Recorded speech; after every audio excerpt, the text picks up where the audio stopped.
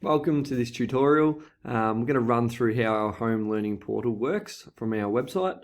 So what we're going to do is you're going to open your browser, you'll type in jhps.vic.edu.au, and what that does is bring you to our website. You'll see up the top we have a home learning portal. If you just click on the top part, it opens up our homepage for that home learning portal. Here it explains what the site actually has. So it's arranged into year levels. It covers all reading, writing, all aspects of the curriculum. It also has a daily home timetable of what mimics what school would actually look like for your students. So starting out with a reading task, fruit snack, lunchtime, playtime, covering all those sorts of things. We also have a Cardinia Network home learning portal, which has a lot of good resources. So online companies are now giving free subscriptions and things like that at different times. So at the minute we've got some different department resources at the top. Fuse is a great one for different activities and things like that for kids. Moving through, we've got essential assessment, a lot of these things that we use at school. So you'll have different users, logins and things like that, which should be in their diary. If they're not in your student's diary, email the teacher. Through Compass, you can email the teacher there and they'll send you through the login details for the students. But for kids that have been here for most of this week, they should have them in their diary. Epic's a reading one, so U-School login.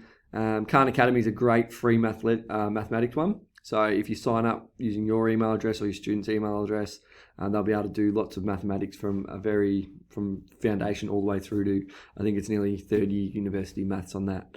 Scholastics is a great one. So they're all here. They tell you what they are. Sign up for free. If you do click on them, it should take you to the link.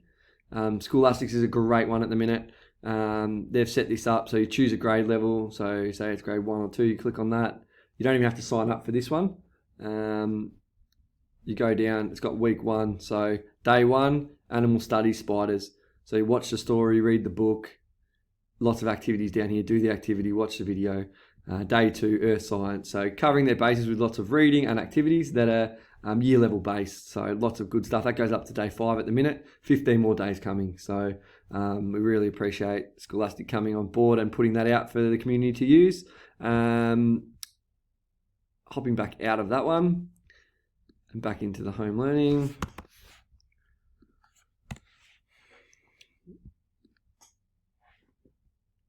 So what it looks like again, so that's what the timetable looks like. That's all at that portal. It has all those links as we went to before. Again, they're all there. Some you'll need to use an email address to log in. Others, as I said, School Access is a great one where you'll just go in and find that. There's writing prompts here, behind the news, educational videos. There's a little description of each one. Reading Eggs has a 30-day free trial now. Lots of them have come on board. Think Written has 300 writing topics for F to 6. Go Noodle, great for brain breaks and music. For your children to dance along to and get a bit physical for a brain break during the day. Also, when we go back to the learning portal, down there we have a department resource as well. So if you click on this, it's all linked, so it all should work.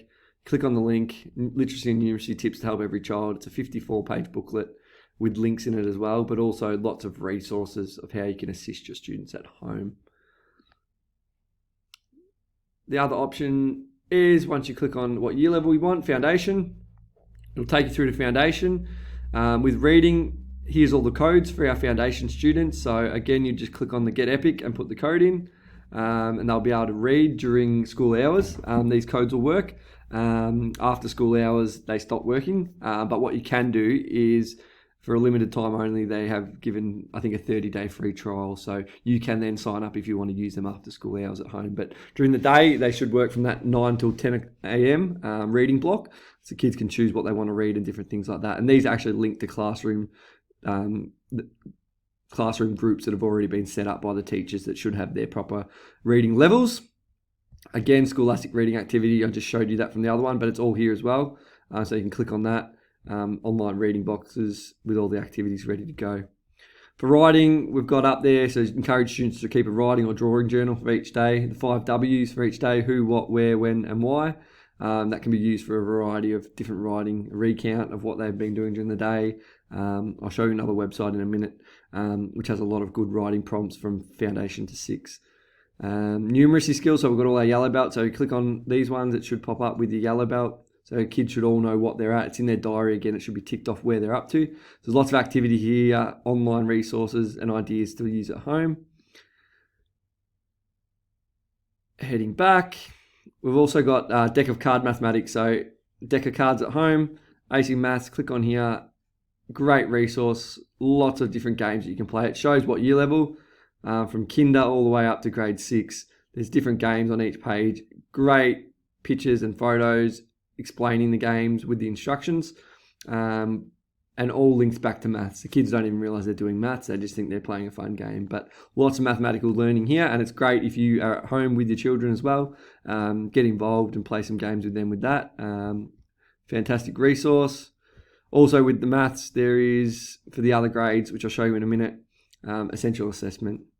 But we're just looking at the foundation grade at the minute. So spelling, we've got Jolly Phonics. So if you click on this, it'll take you to the Jolly Phonics YouTube video about the sounds that they're learning in class at the minute. But also we've got some sight words here. So seeing if your student can read these words and learning to say these common words, and if they're up to it, putting it in a sentence, writing a sentence around those sight words. If we go into grade 1, 2, again, it'll show you their EPIC codes for their classes.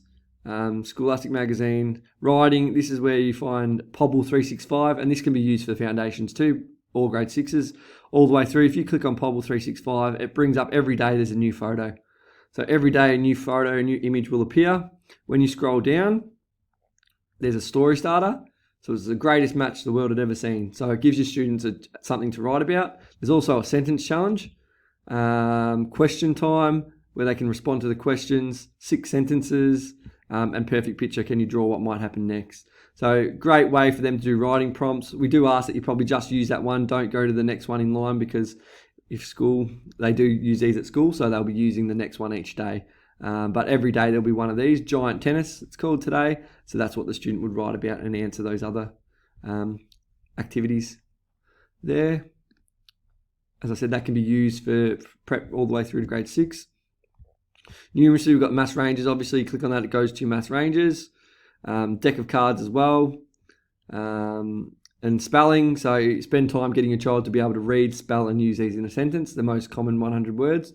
Again, this is grade 1, 2 level, but they're the 100 most common used words. So you know what your student should be at. If it's too easy, then go for the next 100. Putting them in a sentence, spelling them, writing them down, those sorts of things. We'll move into the grade 3, 4s. Slightly different because grade 4s have access to Google Classrooms that they use at school on their iPads. So if they've got a device at home, they can log into Google Classrooms, which should already have tasks put up there from their teachers. Teachers will communicate with them through there, give them feedback, assign new tasks at their level as they go. Students have their login details in their diaries. If not, as I said, email the teachers and they'll sort that out. Google Classrooms for Parents, this is a good one. If you don't know what it is, click on this one. It takes you through exactly what it is, how it works, so you can assist your students as well, but they should all understand that. As I said, the Parent's Guide to Google Classroom. So once that's loads, there's heaps of information here of how it works, how you sign in, how you get started. Miss Roberts has found this particularly very interesting because she's not the greatest user of it, but she does now. She knows everything after looking at this one. Heading back in, so that's for grade 4, 5 and 6. The kids should all know how to use that. Grade 3 again, EPIC passwords here, and grade 4 passwords. Writing, we've got the same thing, keep a journal. Also use Pobble, which I just showed you with the photos.